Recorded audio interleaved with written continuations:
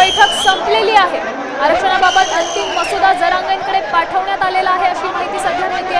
उपसमितीने जरांगेंना मसुदा पाठवलेला आहे। या मसुद्यावर जरांगे काय निर्णय घेतात, काय विचार करतात हेच पाहणं महत्त्वाचं ठरणार आहे आणि यावरूनच पुढच्या आंदोलनाची दिशा देखील ठरेल। मराठा आरक्षण उपसमितीचा मसुदा आता जरांगेंकडे पाठवण्यात आलेला आहे।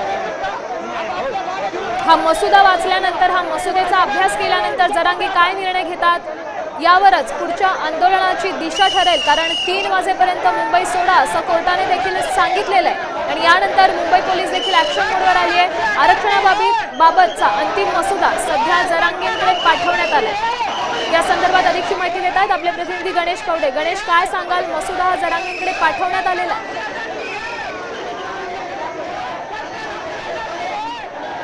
नक्कीच मराठा उपसमितीच्या बैठकीतला जो मसुदा आहे तो अधिकारी घेऊन आहे ते आझाद मैदानाकडे रवाना झालेले आहेत। कारण की गेल्या काही दिवसांपासून खरं तर या महत्त्वाच्या बैठका सुरू होता आणि याच बैठकांमध्ये आहे तो हैदराबाद गॅझेट कशा पद्धतीने लागू करण्यात यावं याचा मसुदा आहे तो करण्यात आलेला पाहायला मिळतो। प्रामुख्याने जर बघितलं असेल तर या मसुद्यामध्ये आहे ते कुणबींची नोंद पडताळणी संदर्भामध्ये आहे ते तालुका आणि ग्राम पंचायत स्तरावर आहे। या सगळ्या संदर्भामध्ये एक समिती आहे ती गठीत केली जाणार आहे। त्याचबरोबर ज्या एखाद्या नातेवाईकाकडे जर कुणबी प्रमाणपत्र असेल तर त्यांनी जर गॅजेट आपलं जर दिलं म्हणजे ॲफिडेव्हिट लिहून दिलं तर त्या सगळ्या संदर्भामध्ये आहे ते त्याला पुन्हा एकदा आपलं सर्टिफिकेट आहे ते कुणबी प्रमाणपत्र आहे त्या नातेवाईकाला देता येऊ शकणार आहे। आणि या सगळ्या संदर्भातला सविस्तर एक मसुदा तयार करण्यात आलेला आहे आणि हा सगळा जो मसुदा आहे तो मनोज जरांगे पाटील यांना आता दाखवण्यासाठी दिलेला आहे। आणि जर मनोज जरांगे पाटील यांना याच्यावर समाधान झालं तर या सगळ्या संदर्भातला GR देखील आहे तो सरकारच्या वतीने आहे तो आजच प्रसिद्ध केला जाऊ शकतो। त्यामुळे कुठेतरी